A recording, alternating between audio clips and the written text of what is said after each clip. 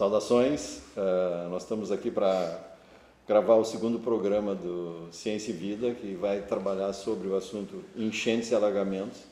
E nós temos aqui a participação ilustre da Viviane Machado, que é do Comitê do Vale dos Sinos, e do Rafael Altenhofen, que é do Comitê do Vale do Caí.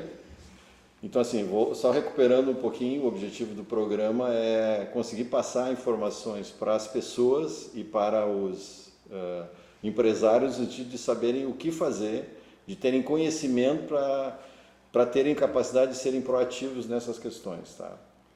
Então, assim, o nosso programa ele tem hoje uma pergunta que eu chamo normalmente de pergunta mistério, que é a que dá o origem ao roteiro, e tendo em vista que existe uma previsão de agravamento das condições de enchentes no sul do país, em decorrência do aquecimento global, em decorrência também da seca do Amazonas e toda uma série de questões, que a gente vai ter uma previsão de agravamento e que isso vai gerar desastres climáticos mais fortes e mais frequentes e provavelmente dentro dos próximos anos de novo vai haver essa nova enchente. Então, assim, como que a gente se prepara para isso? O que eu, como pessoa, posso fazer para que eu tenha essa condição de não ficar esperando, de novo, que alguém diga que vai haver, e aí eu não sei nem por que eu vou fazer, se eu vou correr, se eu falo, se eu choro, então, é uma história assim, não adianta o político, ou o governador, ou dizer que vai dar enchente se eu não sei o que fazer. Então, saber essa... Então, não é uma questão de ficar esperando, é uma questão de ter iniciativa. E começando de uma forma mais didática, né, assim, até para a gente poder introduzir, eu perguntaria para a Viviane assim, o que é uma planície de inundação e qual é a sua importância num sistema hídrico, tá? E as pessoas sabem onde é que elas estão, em que planície eu estou, qual é a minha situação. Então, é uma pergunta assim, no sentido de formar essa condição básica. Uhum. Contigo. Bem, primeiro eu agradeço aqui pela oportunidade, né, pelo convite.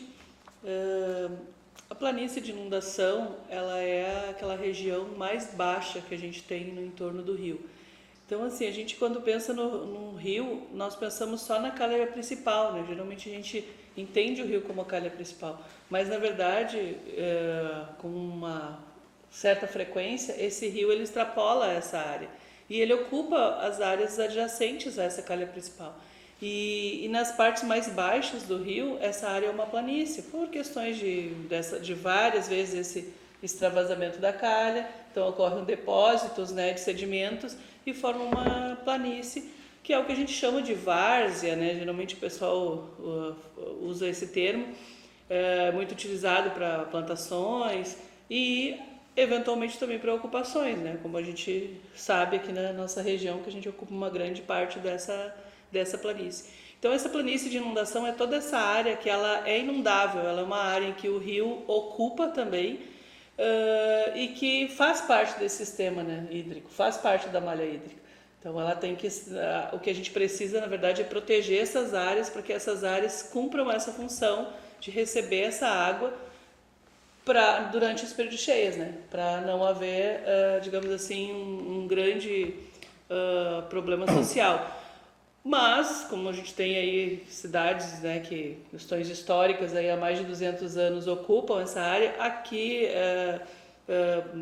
em algumas regiões, como por exemplo ali no Sinos, né, na planície dos Sinos, a gente tem um sistema de proteção contra cheias que protege essas pessoas. Isso vai de Porto Alegre, né, vai a toda a região. Passando para o Rafael, assim, a gente tem dois tipos de enchente. Uma daquelas que gradualmente chove, vai aumentando, né? E tem uma que é uma enxurrada, né? Dá uma chuva torrencial e de uma hora para outra coisa assim.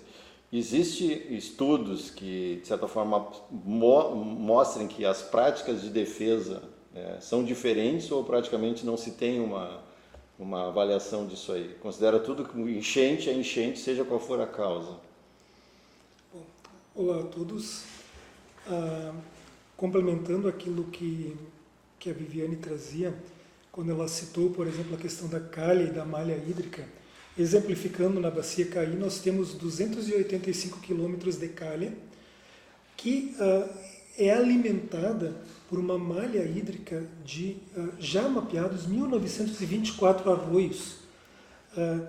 totalizando uma área de pelo menos 5.200 quilômetros que drenam 5.000 quilômetros quadrados, que formam aquele conceito de bacia hídrica. Então, tudo aquilo que a gente vê na calha do rio, na planície de inundação, que é quando ele extravasa, é consequência de todos os usos e da situação ambiental de toda essa área de 5.000 quilômetros quadrados. Sim, mas tem um fator gerador que é a chuva. Exato. Mas se eu tiver uma chuva gradual, exato, eu tenho mais tempo de agir. Sim, agora, se tiver uma chuva torrencial, existem isso é que eu esses quero processos saber, assim. que há essa relação com a topografia da área.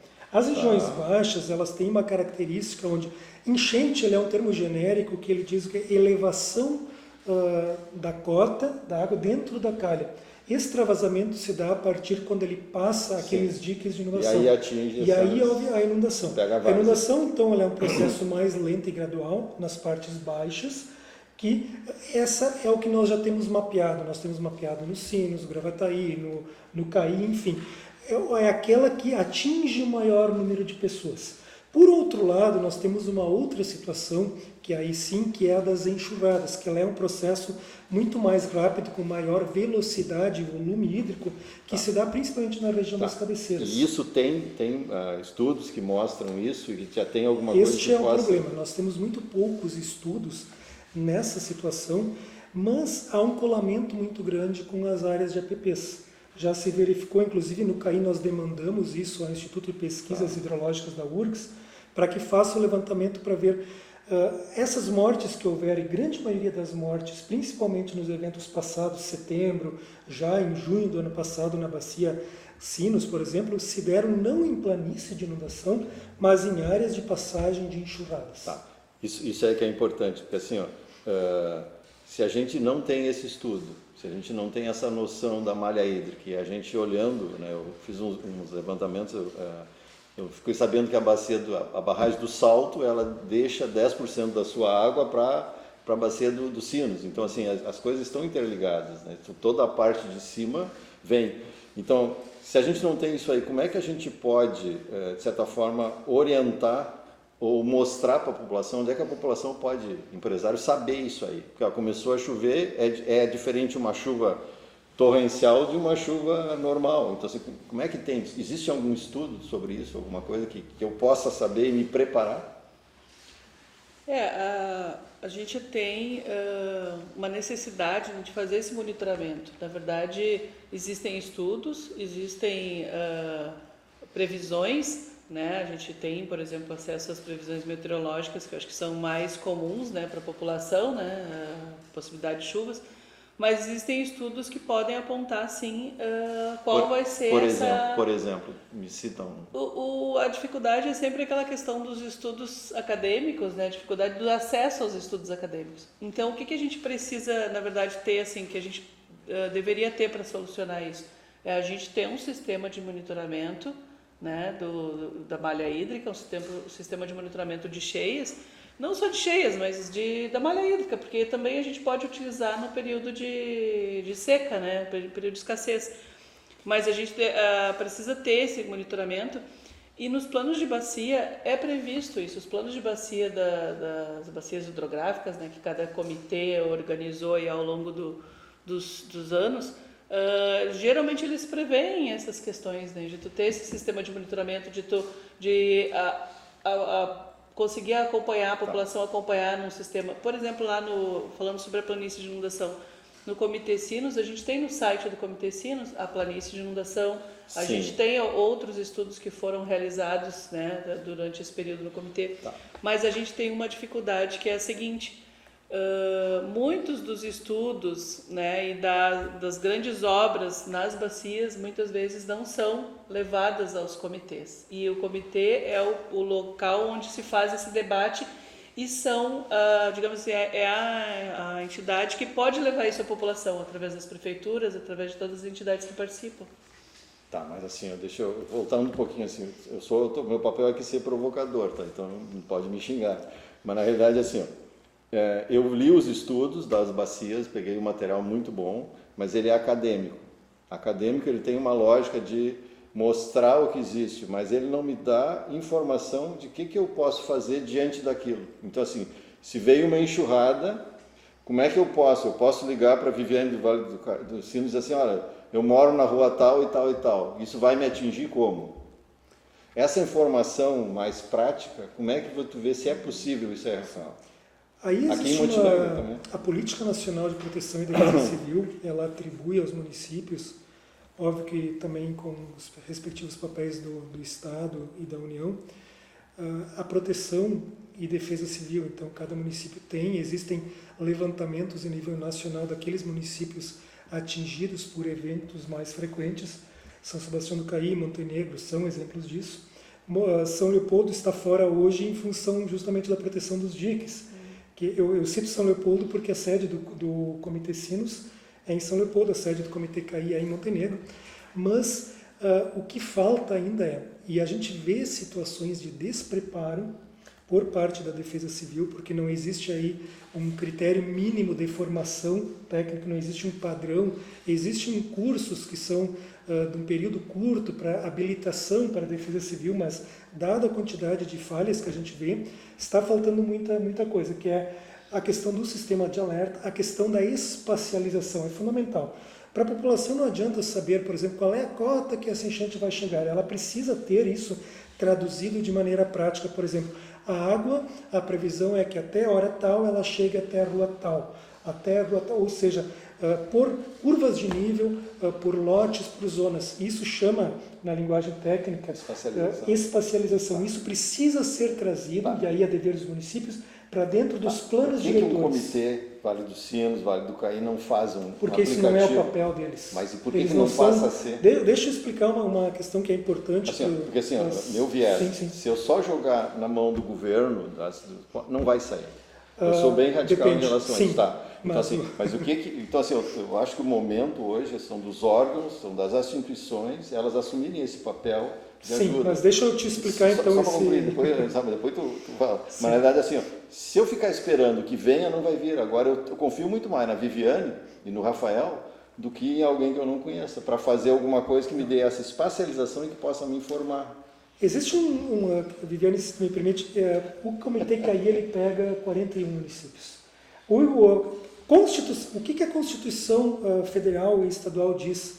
Gestão de água não é por rio, é por bacia hidrográfica. Ok. Depois disso, isso há 35 anos. Há 30 anos atrás, a legislação estadual e depois a federal definiram que esse contexto de bacia hidrográfica se gere dentro de parlamentos de água, que são os comitês. Eles são órgãos de Estado. Só que tem uma questão, eles não são órgãos executivos, eles são os órgãos deliberativos. Sim. E nessa previsão de sistema de gestão de recursos hídricos, está faltando algumas peças fundamentais. Por exemplo, a Agência de Bacia Hidrográfica, que é o órgão executor e de apoio técnico. Show. Enquanto não existe isso, nós não conseguimos implantar o planejamento por bacia hidrográfica. E o que precisa para os dois comitês aqui, né, que tem os presidentes presentes, organizarem esse órgão deliberativo?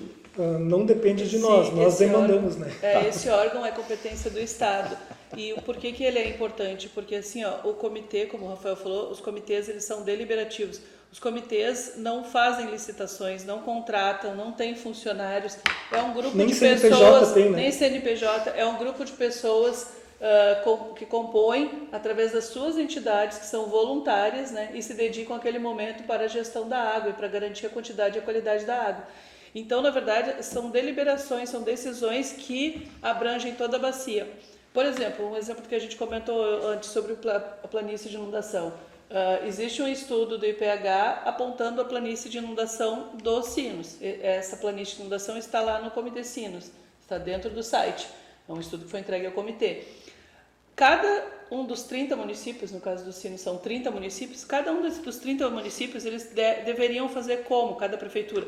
Pegar o seu plano diretor e adequar a essa planície de inundação. Naquelas áreas onde tem risco de inundação, o uso tem que ser diferenciado, não pode ter moradia, não pode ter empresas, porque aquela região, se existe, a gente tem que proteger de alguma forma, que seja diques, que seja, né, precisa haver algum tipo de proteção.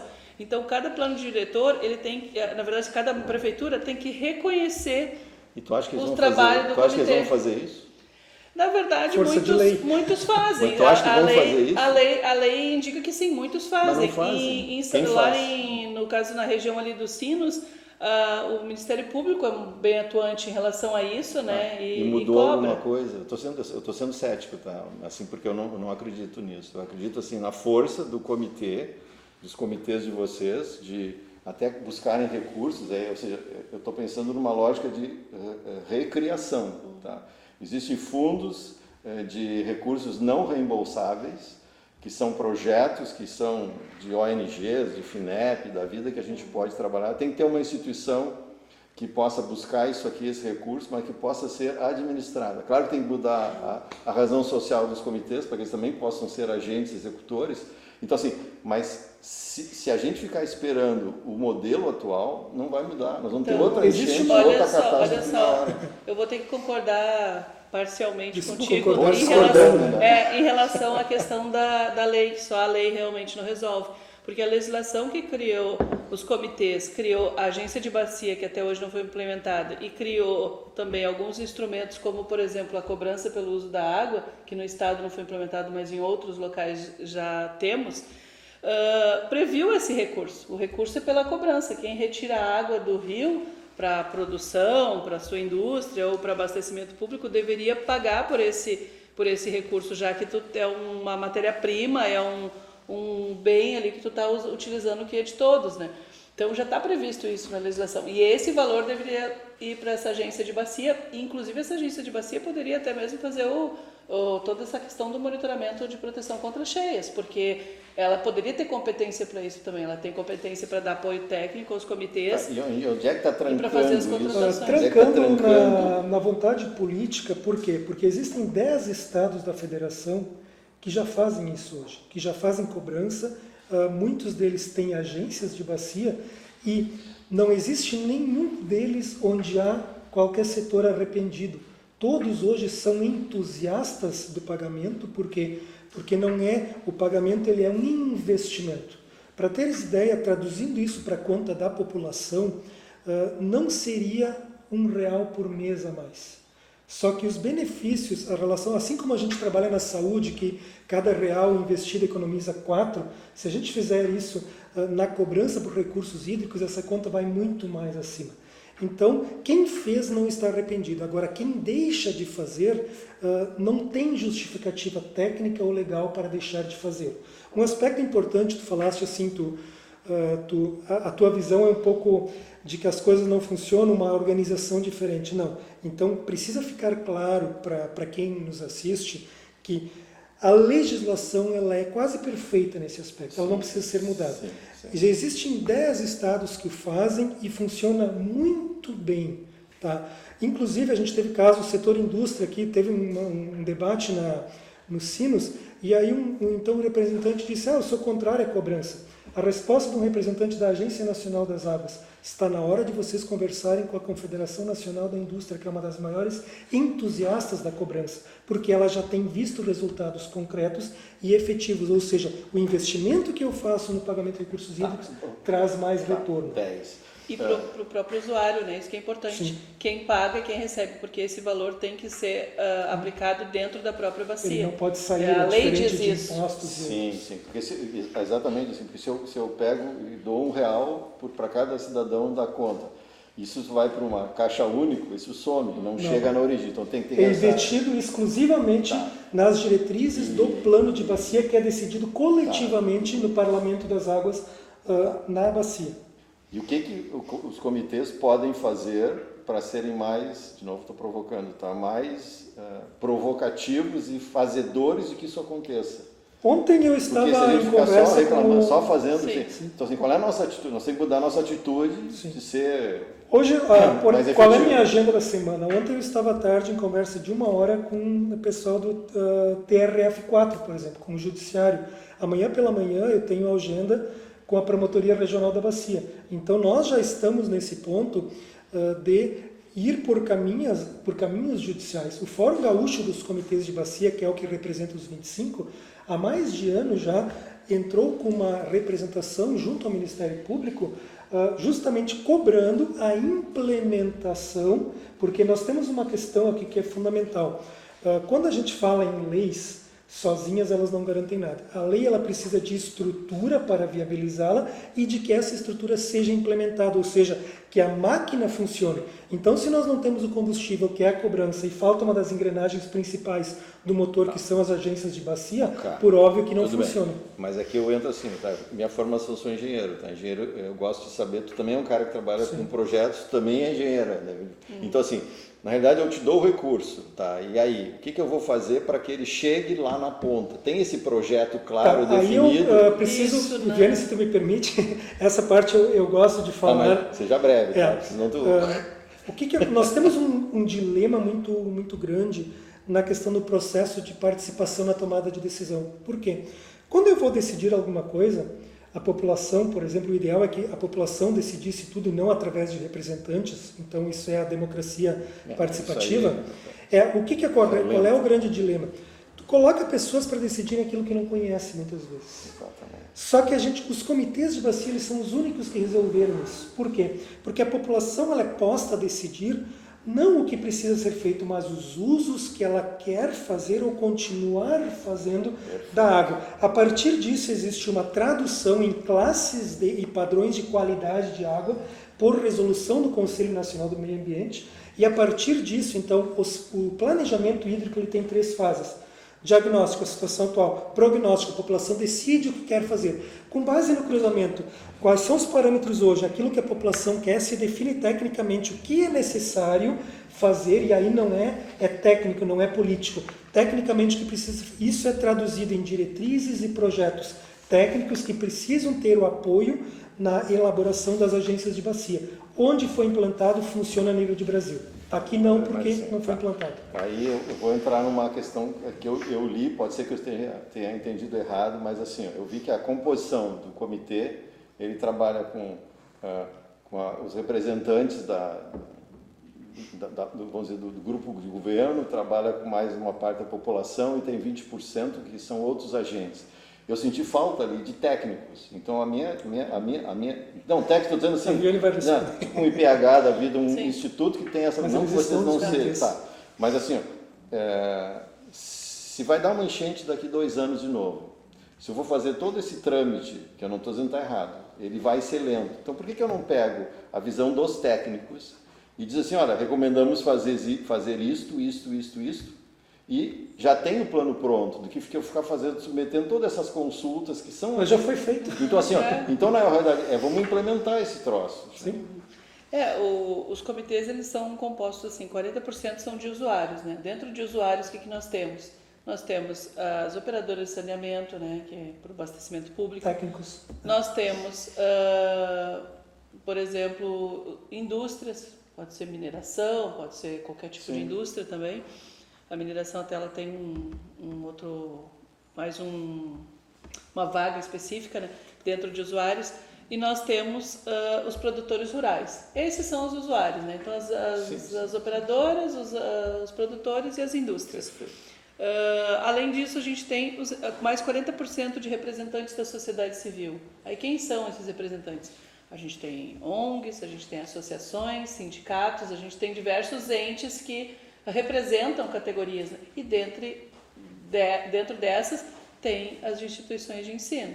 Então, sempre há representantes das instituições de ensino. Sim. Inclusive, todos os comitês têm sempre trabalhos desenvolvidos junto com as instituições de ensino da sua bacia. Né? Isso a gente tem no Gravataí, tem no CAI, tem no Sinos, com as universidades, com aquelas instituições. Quando eu falo instituições de ensino, estou falando em universidades, né? Na verdade. E 20% são representantes do poder público, né? Que aí a gente tem aí os órgãos fiscalizadores. Isso não é um quórum suficientemente bom para colocar um projeto e implantar um projeto? Precisa mais alguma coisa? O parlamento do ponto de vista decisório, não, né? O parlamento da água, ele não é feito para ele desenvolver projetos, embora a gente desenvolva no próprio comitê, se a gente tem a minha provocação mas ele não é constituído para isso, né? Na verdade, ele é constituído para deliberações. Então, o que se faz? Se delibera tecnicamente, né? Com apoio de todos esses componentes, se delibera por diversas questões. Inclusive, E vai para quem resolver? vai o para o governo do Estado, para o pros Conselho, a minha provocação é isso. Conselho de Recursos Hídricos, vai para as instâncias superiores e para os municípios, para que todos A tenham minha visão, conhecimento. sou bem radical nisso aí, posso vocês não concordar, mas eu vejo que o momento atual é das instituições que têm a competência técnica, que nem os comitês, elaborarem os projetos e eles assumirem essa força. Porque se passar, vai passar, daqui 2 anos vai ter outra cheia, e nós vamos ter todo o mesmo problema, talvez Mas pior. aí tem uma questão, né? Complementando apenas, a Viviane esqueceu de citar um ponto técnico ainda, que as diretorias dos comitês ainda têm a figura da Comissão Permanente de Assessoramento Técnico, que é um corpo eminentemente técnico que assessora a tomada de decisões. Mas, de novo, é importante que se frise que o papel dos comitês não é executivo. Até agora. Não, mas eu nós não vamos. provocando Não, que é uma talvez possa provocação. ser. É uma provocação, mas assim, não é pelo fato de que o Rio Grande do Sul, por birra política. Não é política. Não, é birra. O que ocorre? Nós temos políticas de Estado, então nós estamos tratando de uma política de Estado que existe há 30 anos no Rio Grande do Sul e há 27 anos a nível de Brasil. Então, no Brasil, 10 estados já o fazem. Aqui, por políticas de governo, nós não tivemos a implantação disso. Então, nós não precisamos reinventar a roda para que a gente tenha soluções. Então, elas já constam dos planos. Os planos, inclusive, eles definem aquilo onde há hiatos, eles definem necessidade de maiores estudos. Existem aportes de estudos. O que falta, na realidade, é justamente o quê? Um alinhamento político-institucional que implemente e respeite os planos de bacia, que é isso que nós não temos hoje, e a viabilização via agência de bacia.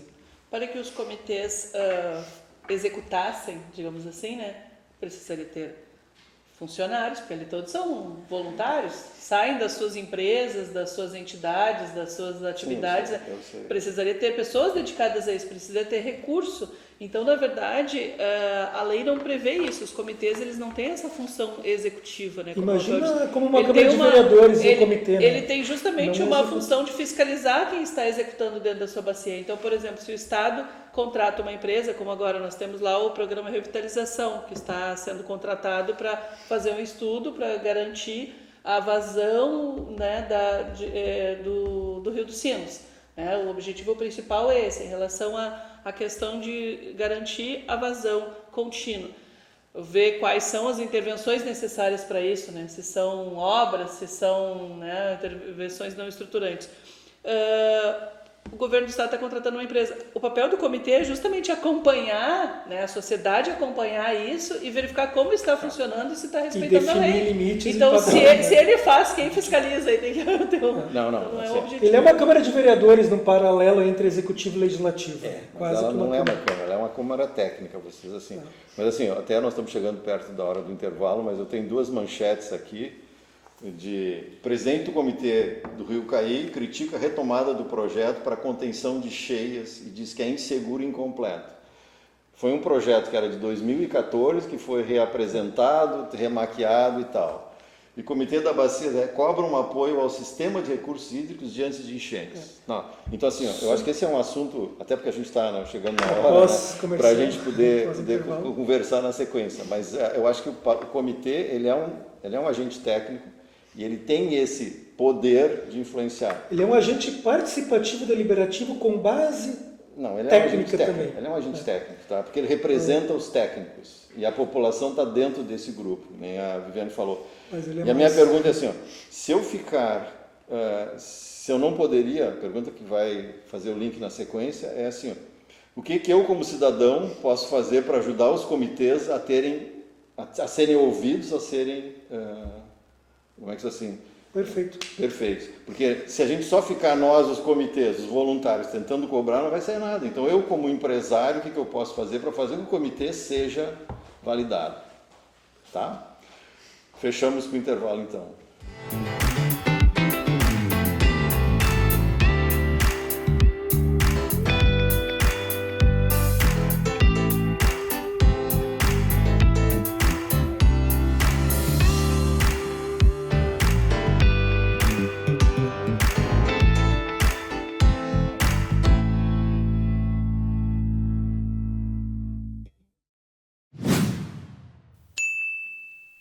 TV Mon, uma televisão para todos os gostos e idades. Programas especiais e notícias de Montenegro para atualizar o seu dia. Um novo conceito de telejornalismo.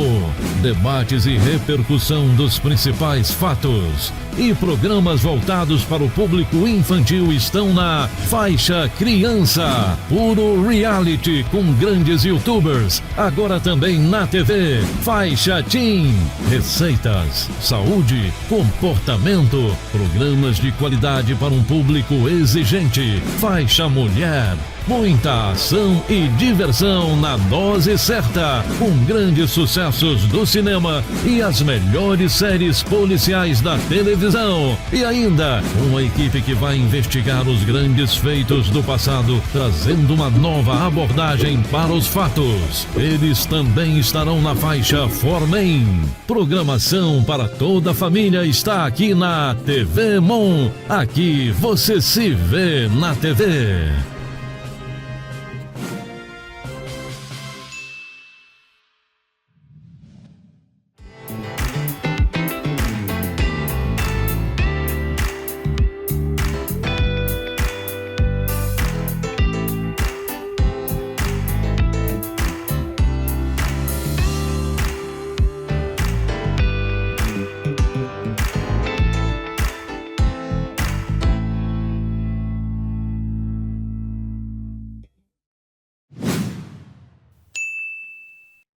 Saudações, nós estamos no programa 2 do projeto Ciência e Vida e o tema hoje é enxurradas, inundações, cheias, enchentes.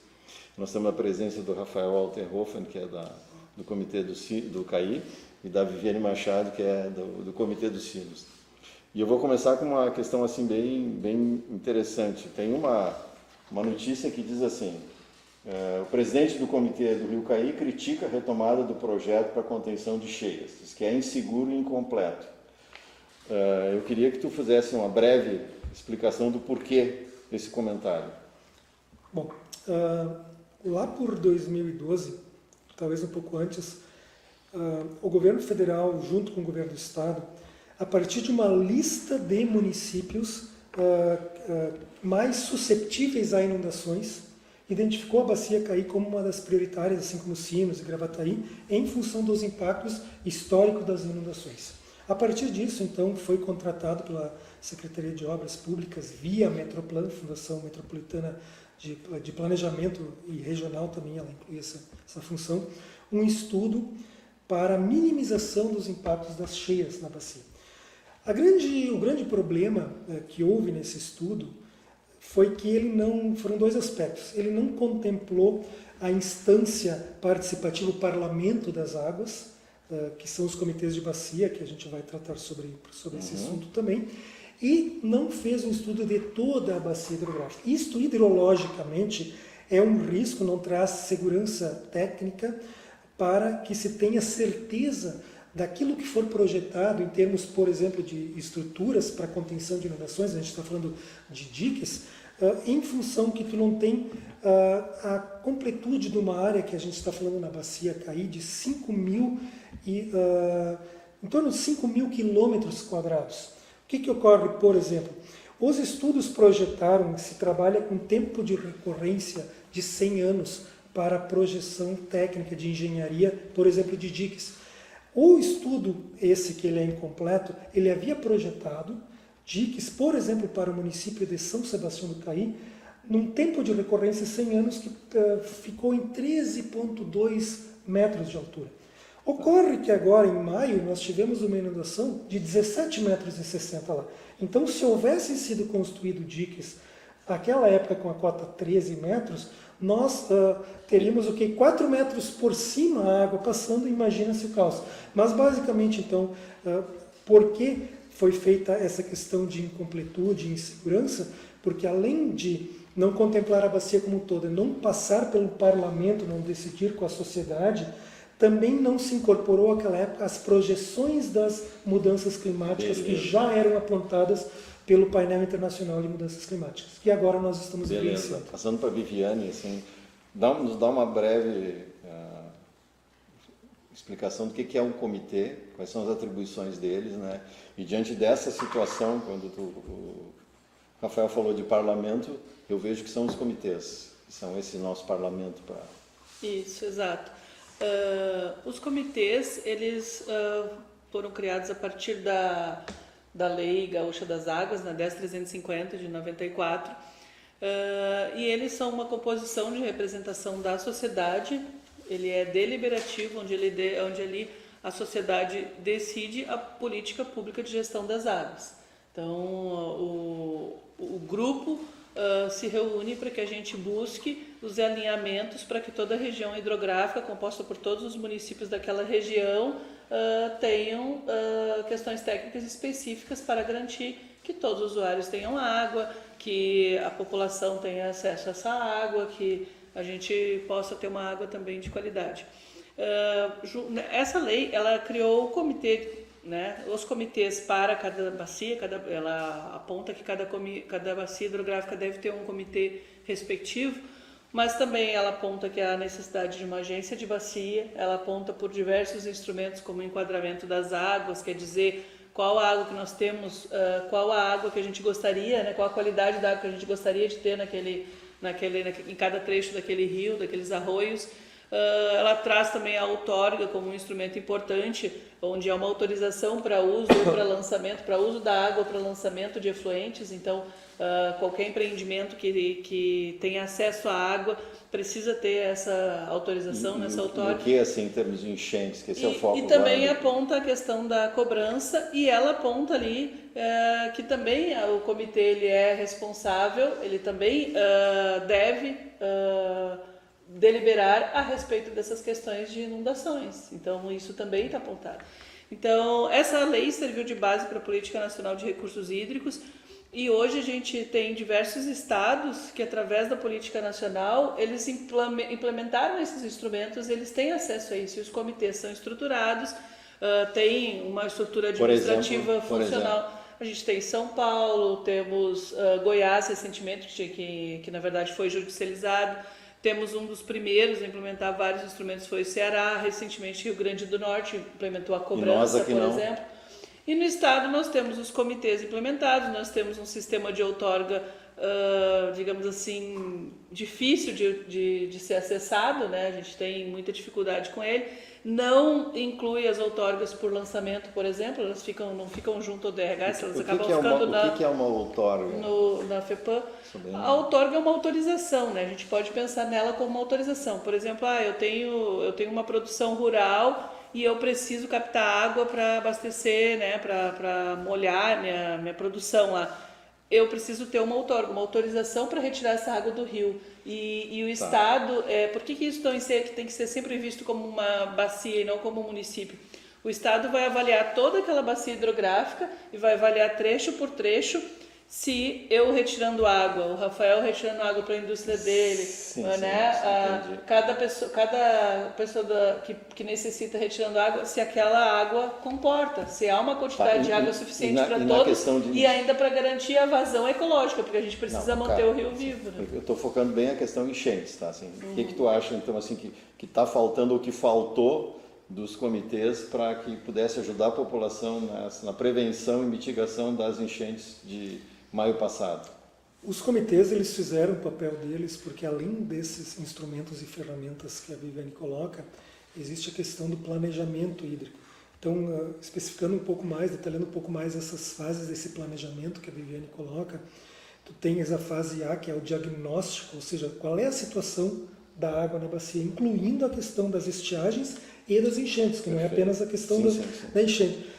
Então, a partir disso, a população, através de diferentes categorias que compõem governo, sociedade civil, inclusive usuários da água, ele decide, bom, com base nessa situação, eu quero continuar a ouvir a fazer determinados usos de água. Isso depois, tecnicamente, é traduzido em parâmetros de quantidade e qualidade, com base em resoluções do Conselho Nacional do Meio Ambiente, e tecnicamente, então, são definidos diretrizes, prazos, metas e programas para viabilizar isso. Só que esses programas eles não são de autoimplementação. Os comitês, eles num paralelo, eles seriam quase como um legislativo no município ou no estado. Quem faz isso tem que ser o executivo. Agora, existe um órgão específico, que é a agência, já citada pela Viviane. Eu faço quase um paralelo, imaginem um comitê, a sociedade, sendo os pilotos, mais de um piloto, mas decidindo coletivamente para onde tu quer ir. Só que sozinho tu não vai.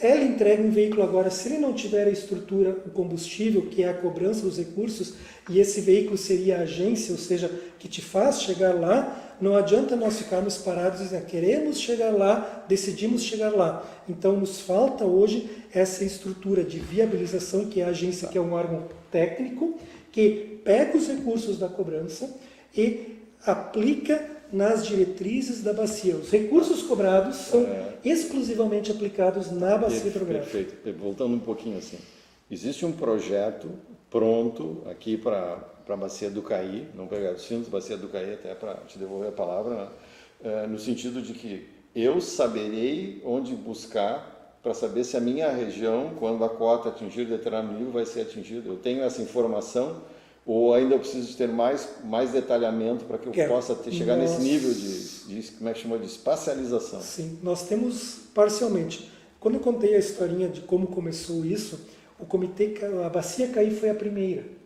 E geralmente quando a gente é o primeiro, a gente comete, óbvio, acertos, mas comete erros também.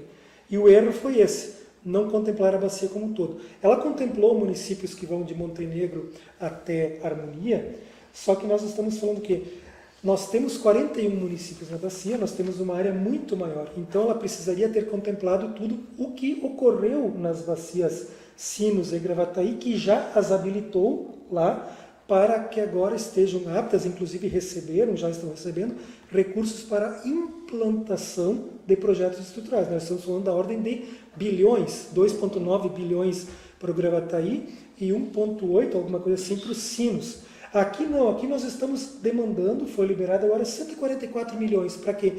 Para completar os estudos técnicos, abrangendo toda a bacia hidrográfica, para que a gente tenha certeza. Existem estudos, foi delimitada uma planície de inundação, mas tem dois problemas. Pegou só alguns municípios e, por não contemplar previsões de mudanças climáticas em toda a bacia, aquilo que foi definido, as cotas, elas não estão respondendo às mudanças climáticas e à situação como está se comportando essas chuvas nessa nova realidade climática. São duas perguntas que eu tenho, mas eu notei uma grande dificuldade que as nossas réguas, né, nessas cheias, assim, porque deu Porto Alegre, deu aqui, deu em vários lugares, assim, nós não temos essas réguas padronizadas. Houve muito erro, muito chute, muita assim, se eu não tiver essa condição de medir, como é que eu fico para poder tomar uma decisão, ou para até fazer uma orientação efetiva? Sim, essa ampliação desse monitoramento e uma qualificação dele é importante, né? Nos Sinos, por exemplo, nós temos 5 réguas, né? Da ANA, estou falando só da Agência Nacional de Águas, que são todas padronizadas da mesma forma, né? Dessas, só 3 estão funcionando agora. Recentemente a gente teve um trabalho lá sendo apresentado pela Unicinos e nos relataram essa questão. E assim, o comitê, por exemplo, vem tratando ali com a Unicinos para que a gente tenha essa ampliação desse monitoramento, né, através de projetos pela Unicinos. Por que só 3 estão funcionando agora? As outras sofreram com inundação, né? Elas acabaram sendo afetadas e ainda compete não isso? Elas são de um órgão federal, né? A Agência Nacional de Águas, que deveria recuperá-las. Montenegro está na mesma situação? Mas o que a gente sabe é que são insuficientes, né? A gente precisa ampliar esse monitoramento, principalmente na região, né, do Baixo Sinos, no caso, assim, aqui como também deve ser a mesma questão, né? A gente precisa ter o monitoramento de toda a bacia para que a gente consiga... Ou seja, dá para dizer que a gente está numa condição assim de precária em relação ao monitoramento da medida dos níveis. Existe uma diferença em termos de bacia também, em função do relevo entre as bacias Caí e Sinos, e também a velocidade, por exemplo, desse processo de inundação. Por exemplo, aqui nós estamos falando de inundações que chegam bate em um dia, estão no município de Feliz, 24 horas depois estão em São Sebastião do Caí, 24 horas depois estão em Montenegro. Então a gente está falando de 2 dias a inundação chega no município de Montenegro. Em São Leopoldo, por exemplo, a gente leva 3 a 4 dias, às vezes 5 dias para esse processo. Então ainda há um tempo de resposta maior lá. Como aqui o tempo de resposta é menor, nós temos mais premência ainda de um sistema de alerta funcional. Não é à toa que foi a primeira bacia escolhida aqui da região. Óbvio que a gente tem outras bacias, como Taquariantas, que estão em situação ainda mais grave. Mas trazendo para cá, aqui é o Serviço Geológico do Brasil, CPRM, que faz esse processo. Existem vários órgãos do Estado, da União, que fazem esses monitoramentos. Aqui, CPRM, são 9 réguas. Tá? Dessas 9, nós temos hoje 6 com problemas, mas justamente em função das cotas que se chegou a essas inundações, nós temos um ponto, por exemplo, que é imediatamente acima de Montenegro, Passo Montenegro, que não apenas todo o sistema telemétrico foi levado pela inundação, como inclusive a casa, a moradia da pessoa que tomava as medições e as regras de maneira física quando houvesse um problema, ou seja, algo fora dos padrões esperados em função das mudanças climáticas. Mas nós estamos demandando agora a atualização, já estamos buscando recursos para atualização e ampliação desse sistema, com um sistema mais moderno, inclusive, que ele não é tão suscetível às inundações como atualmente. Inclusive colocando lá abaixo, porque o último ponto com telemetria que nós temos fica acima de Montenegro. Nós estamos demandando um abaixo, lá na ponte da 386, para que a gente tenha também o cálculo do efeito de remanso, que é o represamento do Caí, que ocorre também nos Sinos, Gravataí, quando o Guaíba sobe. Assim, a projeção que a gente está sentindo assim, é que vai haver um agravamento das crises climáticas no mundo e isso, para nós, vai implicar em precipitações mais fortes e mais frequentes. Então, estima-se que em alguns anos, 10 anos no máximo, haja uma nova recorrência de... Então, assim, esse estudo eu vejo que cabe aos comitês das bacias, né? Inclusive todas essas que vocês falaram, porque tem que botar Taquariantas, tem que pôr Gravataí, porque é uma malha, tudo se desemboca no Guaíba, né? Então essa é uma questão que tem que ser estudada.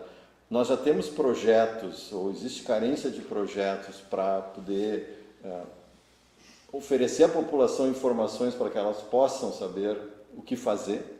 Eu, por exemplo, me colocando assim, eu gostaria de saber se a região onde eu moro, ela vai ser afetada quantos dias depois de começar a chover lá nas Antas, por exemplo, começar a estourar uma barragem, alguma coisa assim. Ou eu quero saber o que vai acontecer com a minha empresa, com os meus funcionários que moram naquela região ali, pega a região de Canoas ali seriamente afetada, e para que eu possa não só tirar máquinas, mas também salvar vidas, que boa parte dos empresários, as máquinas eles deixaram e foram salvar a vida das pessoas, os funcionários estavam todos ilhados, porque foi assim, de meia hora depois a coisa começou a chegar, então foi abrupta. Então, assim, o Comitê dos Sinos do Caí podem ajudar nessa questão? Até eu comentei um pouco antes sobre esse projeto lá com a Unicinos, né? A Unicinos ela está tentando desenvolver um sistema para uma informação rápida, né? Mas na primeira parte do projeto não chega diretamente à população, porque a parte desse aplicativo, no caso, a gente até sempre lembra, né? Sempre pensa que é mais rápido e mais simples para a pessoa acessar, ficou para uma segunda etapa. Primeiro seria a ampliação do monitoramento e fazer os estudos dos dados, né? Também as projeções. Esse seria o início do projeto. Mas, assim, existem, né, exemplos, né, como Brusque, em Santa Catarina, ali na região do Itajaí, do Vale do Itajaí, depois de muitas enchentes, né, eles desenvolveram, né? Hoje existe um aplicativo lá desenvolvido, onde é exatamente como o senhor está falando, assim, da necessidade da população, é saber em quanto tempo a água chega aqui na minha casa, chega na minha, né, no meu endereço, na minha empresa, o que eu preciso fazer, para onde eu tenho que ir, né? Que eu acho que também é uma dificuldade das pessoas. O que eu faço, para onde que eu vou, quais são os locais seguros e o que eu tenho que levar, né? Que as pessoas também às vezes pensam em guardar tantas coisas quando na verdade tem que já estar preparado para sair com o mínimo possível para carregar, porque não vai ter como carregar muita coisa. Então existem tecnologias disponíveis hoje para serem aplicadas, né, para esse uso. Nós, lá nos Sinos, a gente não tem ainda. A gente conversou recentemente, agora numa CPA, a respeito desse assunto, por uma provocação até da Unicinos, né?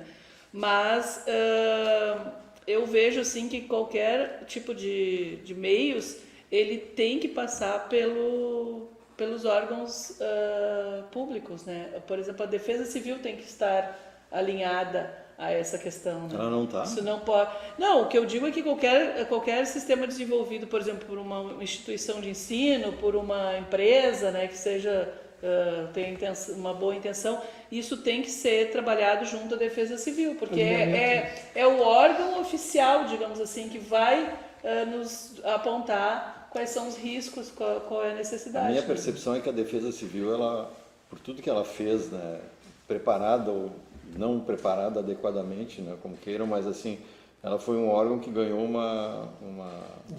um destaque pela relevância das suas atitudes, né, em relação a isso. Então, eu acho que é um órgão que deve ser contemplado nessa análise que a gente falasse agora, porque, teoricamente, eu vejo que eles têm essa competência de fazer acontecer aquilo que os comitês propõem. Sim. Respondendo também à tua pergunta anterior, né? E apenas um parênteses, a Viviane ela citou a CPA, né? As CPA são as comissões permanentes técnicas de assessoramento às diretorias dos comitês. Cada comitê tem a sua, né? Então também para que se fundamente ainda mais as deliberações dos comitês. É importante quando a gente fala desse processo relacionado à água, evento extremo, que a gente separe a questão de prevenção, a mitigação. A principal prevenção é, por exemplo, o zoneamento, a espacialização. Saber onde vai a inundação, por exemplo, para que evite que se construa nesses pontos. Agora, quando a gente já construiu, a gente já está lá, tem áreas consolidadas há um século, mais de um século, e as enchentes vêm, então existem alternativas. Ou conviver com as inundações, ou criar um sistema de alerta e evacuação prévio, só que com a intensificação desses eventos, daqui a pouco as pessoas vão ter que, ou empresas vão ter que sair em situações a cada 2, 3 meses num ponto. E aí começa a se tomar uma decisão coletiva de quais são as alternativas possíveis e viáveis. Convivência, realocação de atividades, sim, isso está em pauta, com custos elevados, por óbvio, mas também uma outra alternativa é a questão da evitar que a inundação chegue. E a gente está falando de alternativas como, por exemplo, diques, mas isso requer uma visão sistêmica e de longo prazo. Por quê? Porque se eu construo um dique e impeço com que a água entre para a planície, onde ela costumava vir e inundar as casas das pessoas, essa mesma água ela vai passar para o vizinho abaixo. Então acaba virando um efeito dominó que não se limita na bacia, mas vai parar aonde? No Guaíba. Mas existe um outro aspecto ainda, que é a questão da gestão desse sistema de proteção. Porque se eu opto, a sociedade opta por construir um sistema de diques, ela tem que lembrar que se aquele assentamento humano estiver lá daqui a 1000 anos, em tese, por essa decisão, deverá estar lá um dique cada vez de tempos em tempos sendo elevado, porque a tendência das inundações é se elevarem. Seja pela mudança climática, seja pelo fato de, se o vizinho acima também optar por fazê-lo. Só que a gente tem ainda a questão da manutenção, que ela tem custos muito elevados, demanda conhecimento técnico, não apenas custo de manutenção de equipamento, mas o próprio custo da energia elétrica, por exemplo. Sim. E aí a gente tem a situação são situações diferentes, como de São Leopoldo, onde o cálculo não previu mudanças climáticas e a água passou por cima, ou de Porto Alegre, onde o cálculo previu, mas não houve a manutenção adequada e a gente teve o que teve. Né? Bom, acho que assim... Deixa eu complementar, por favor. O Rafael apontou assim, que, nas questões que a gente falou de prazo imediato, né, que seria esse aplicativo, esse sistema de informação, um prazo médio, né, que a gente está falando aqui de um sistema de proteção contra cheias, que tem que ser planejado, tem que ser elaborado, e a gente tem questões que devem ser pensadas a longo prazo e que não fogem das soluções, né? E aí a gente tem a questão da manutenção das APPs. Então a gente tem todo digamos assim, um sistema ecológico, um ecossistema que trabalha pela nossa proteção e que às vezes a gente não considera, né? Quando a gente está na área urbana é mais difícil ainda a gente pensar nele. Mas onde a gente tem as matas ciliares preservadas, essa inundação tem um efeito totalmente diferente e tem uma velocidade menor, né? Isso a gente fala para tanto para a inundação, mas principalmente para as enxurradas, né? Então a gente tem todo um sistema ecológico que a gente também precisa ter ele recuperado e tem que ser pensado na bacia. E aí a gente está falando da bacia toda, né? Porque é ele que vai fazer com que essa água permaneça na bacia e não escoe e passe, né? Que é o que nos afeta, essa água que passa. Uma complementação que a Viviane falou é importantíssimo, porque a água que chega aqui embaixo, ela é consequência de tudo que nós fazemos acima. Então, quanto o mote, a grande questão, o grande objetivo da gestão hídrica é quanto mais tempo eu seguro a água na bacia, na parte de cima, menores serão as inundações e também mais tempo nós teremos de recarga de aquífero e, consequentemente, menores os efeitos das secas, porque mudança climática não é apenas inundações, são secas também. E, por fim, quando a Viviane fala nas APPs, ela tem um outro colamento essencial, que não é apenas a questão ambiental, mas a de proteção de vidas humanas. Quando espacializa essas APPs, ou seja, impede de construir, tu está protegendo pessoas, porque geralmente onde morre mais gente nesses eventos de enxurradas, que é onde a água desce com mais velocidade nas partes mais altas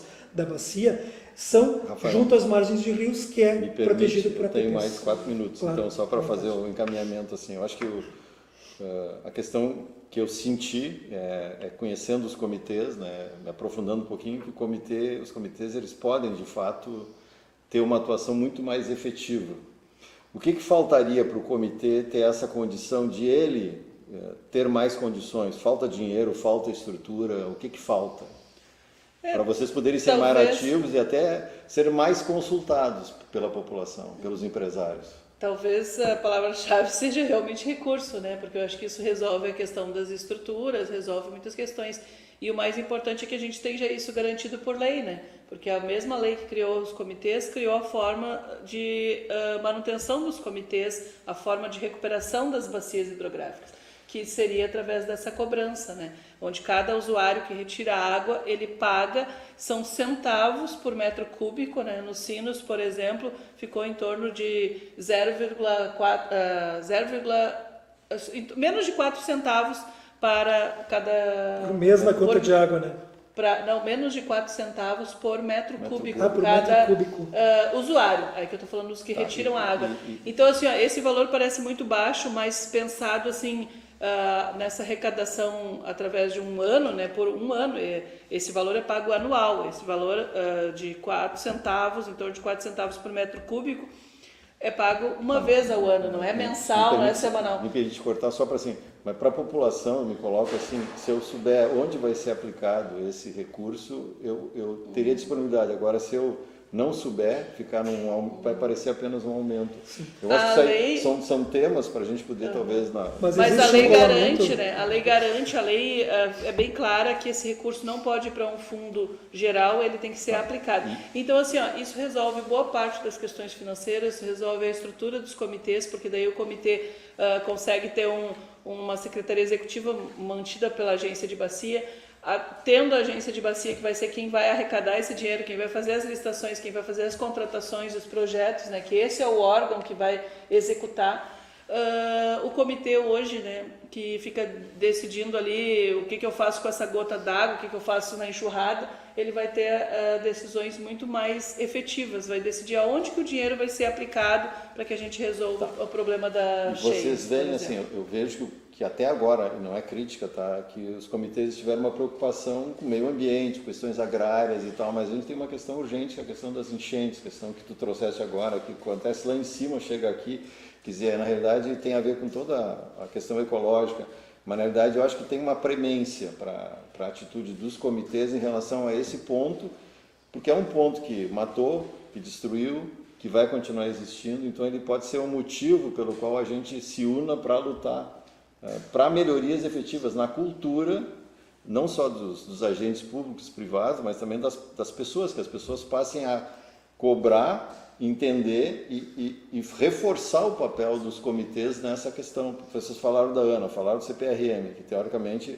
deixaram a desejar nessa questão de réguas, de medições e tal. Não estou querendo criticar. Não, elas não têm governabilidade sobre uma inundação que leva os equipamentos, né? Pois é. Então não deixaram, elas sim, mas então a gente, aí tu falou da questão das comportas do Guaíba, a questão das barragens, então assim, precisaria ter uma outra revisita E aí eu me permito assim discordar um pouquinho da questão da Unicinos, né? Que primeiro eles vão pensar na parte da ampliação dos estudos e depois do monitoramento. Por que já não agora fazer uma coisa, talvez não o ótimo, mas o possível de ser informado para que a população já tenha acesso a esse estudo? Não precisa ser perfeito, mas que já deu uma orientação que nem Brusque deu. A Viviane, ela trouxe um exemplo de várias linhas de pesquisa que existem, não apenas na Unicinos, mas com várias universidades, como existe na própria Unisc, que quem cedia o comitê, que está esperando, na realidade, né, ela cedeu salas lá, mas o material ainda está...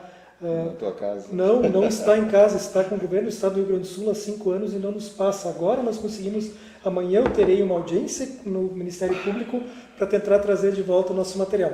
Mas é importante a gente pensar o que é. A população é pragmática. Aquilo que resolve, ela investe. É fácil dizer que os comitês hoje não resolvem, que eles só teorizam, por quê?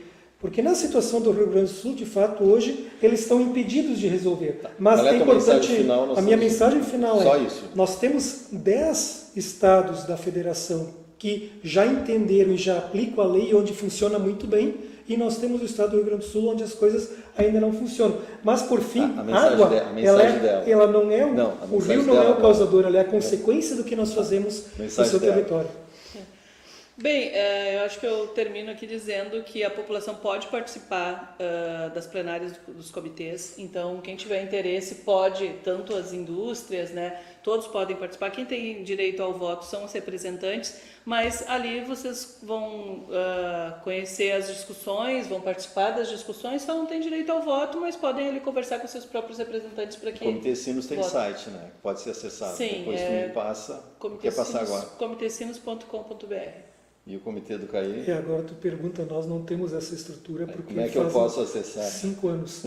Digita Comitê CAI, inclusive nós temos um canal no YouTube, porque é gratuito, onde nós temos todas as reuniões gravadas desde do início de 2020, estão lá. Então qualquer um, inclusive linkados para pontos de pauta.